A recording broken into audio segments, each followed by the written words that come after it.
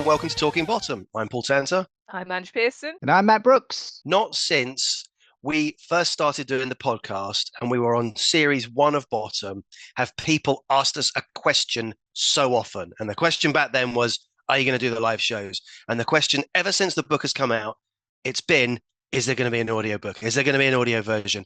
If you do an audio version, who will you get to read it? Well, the good news is, yes, we have got a video and we have done an audio version, and it's read by one of the stars of Bottom. Wow, when you phrase it like that, it's obviously one of the main ones, right? And on that, and we'll leave it there. And in order to find out which star of Bottom, you need to go and buy it now, download it, and we'll say no more. Thank you very much and good night. We didn't go down the route of getting AI to do it and get like Richie and Eddie to read it out because, you know, we're not cunts. No, we're delighted to say it's Lee Corns, dickhead. Friend of the show. Surely we've asked too much of Lee already. No, it turns out no. We have paid him. We'll put that on record. We paid him for his time, and he came down very, very generously, though, really, because we didn't pay him enough for the hard work that he's put into this. It's absolutely like being there with him while he was doing it and reading the book was like, it shows you like the craft that it is to voice an audiobook. It is so arduous. It like his voice was definitely tiring, and no doubt about it, it's hard work. I think this goes for a lot of creative industries, that when people see the end product, the perception is that it was probably quite easy to make. And because it was creative, it was a fun process and all that kind of thing. People think things like acting is an easy thing until they step onto a mark and have to actually do all the things that you need to do in order to perform. Obviously, we record podcasts, but I've never been involved with the production of an audiobook before.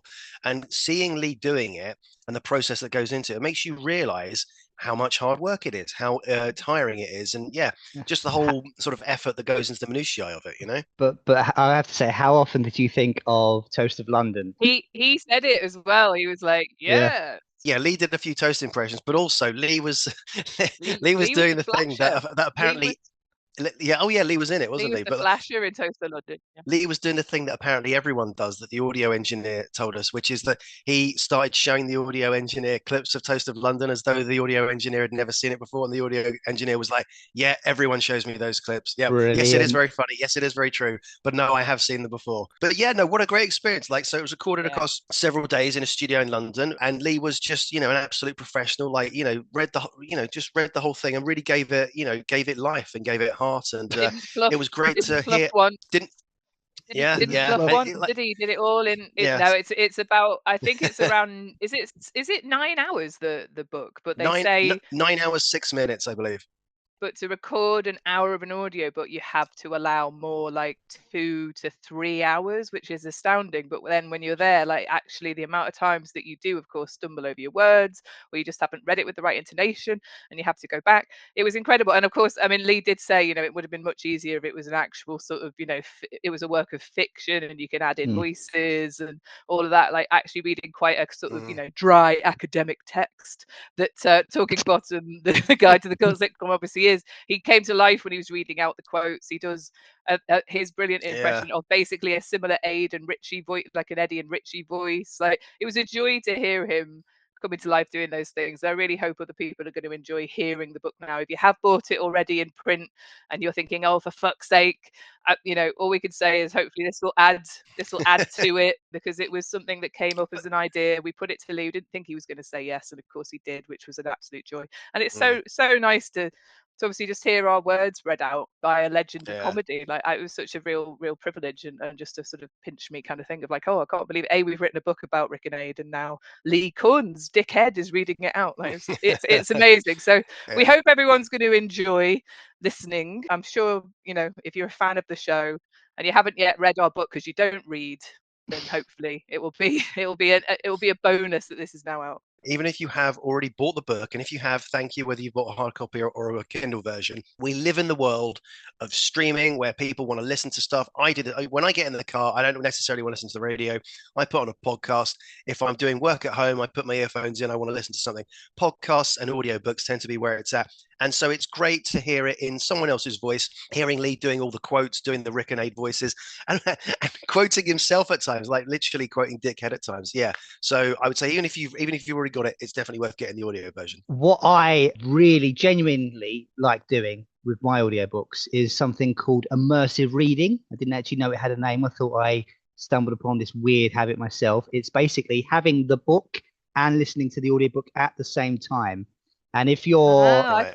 if you're like easily distracted, dyslexic, or just thick, you will often, when reading a book, have your eyes wander around the room, like that great bit in Peep Show when Mark teaches Jeremy to read. Yeah, it's like that. Yeah, you probably want to look. You probably want to look away right now, don't you? Don't resist it. Yeah, exactly. Now, having an audiobook going on at the same time really helps focus you, and then you like anytime one of your senses get distracted, the other one pulls you back in. I genuinely really enjoy doing that with my audiobooks, and okay.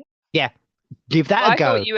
I thought you were gonna go for a joke where it's like I like to, get the audiobook on, get my knob out, and and then really get involved. Well, I've got two hands. I've got two hands, one for the book and one for the. I do need two hands for the knob normally, so yeah. But yeah, no, I've heard of obviously people reading along while an audiobook's on. I didn't know it was called immersive reading. But yeah, basically it's story time for adults, isn't it, I guess? Or kids if they want to listen.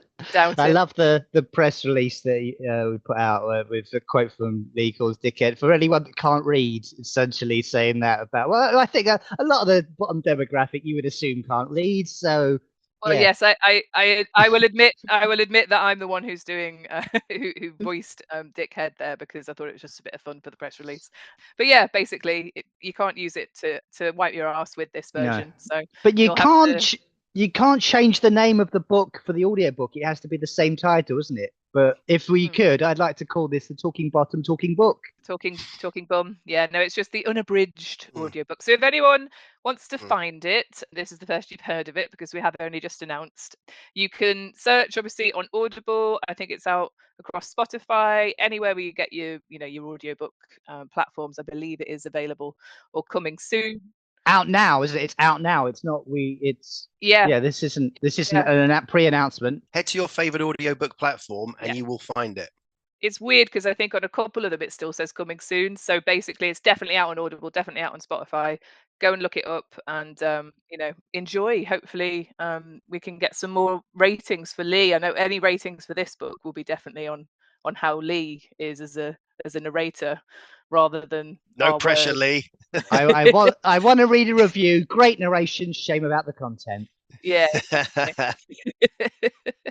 Fantastic. It's been an absolute honor. I mean, like, it's such a pleasure for us to get to indulge in our love of Bottom the way we do by talking about it, and we did the book and had a great reaction to it. To have one of the stars of the show reading it was an absolute honor, and it was so good of him to do it. And he does such a good job.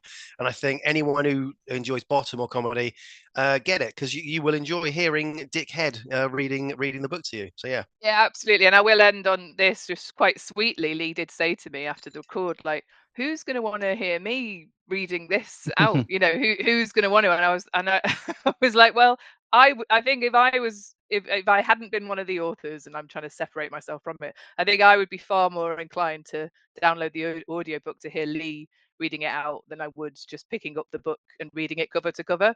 So I would hope that there are other similarly minded people to me that is like, well, if you're a fan of the show, you want to hear one of the stars reading out a book. It's the first audiobook he's ever done. He was really like chuffed. He was like, well, now I've added audiobook narrator to my CV, which was really nice because Lee's done so much, hasn't he? So isn't he retired really nice. Though?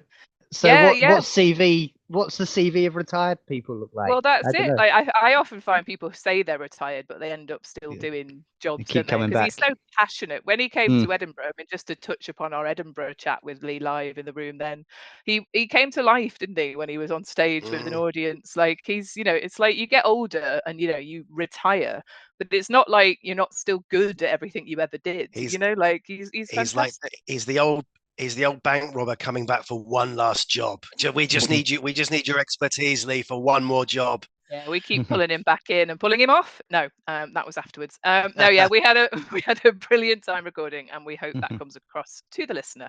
And thank you for listening to this. This was just us popping on to let you know that it's out now. And what better way to sign off than have what Lee said by the end of the recording session? Over to you, Lee, from the past. Thank you for listening. Now, fuck off. Obviously, that actually got cut out from the actual recording. So that's a little treat for you podcast listeners there. Back next week with normal programming being resumed. See you next time. Bye. Goodbye.